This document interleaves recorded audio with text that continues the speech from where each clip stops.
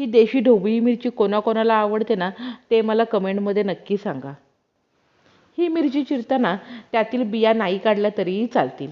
आता कढईमध्ये थोडंसं तेल टाकून त्यामध्ये ठेचलेला लसूण, पाव चमचा जिरे टाकून व्यवस्थित परतून झाल्यानंतर त्यामध्ये चिरलेली शिमला मिरची टाकावी. आता तेलामध्ये 2 ते 3 मिनटं परतून घेऊन आपण आता त्यामध्ये हळद, हिंग हे सर्व टाकून झाल्यानंतर पुन्हा 1 ते 1.5 मिनटं परतून 2 मिनिटांसाठी छान वाफ काढून घेऊयात.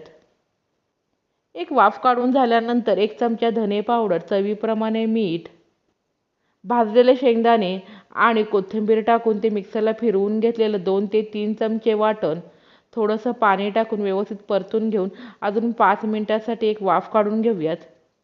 ही देशी शिमला मिरची तिखटच असते, त्यामुळे त्यामध्ये इतर तिखट टाकण्याची अजिबात आवश्यकता नाही. धन्यवाद.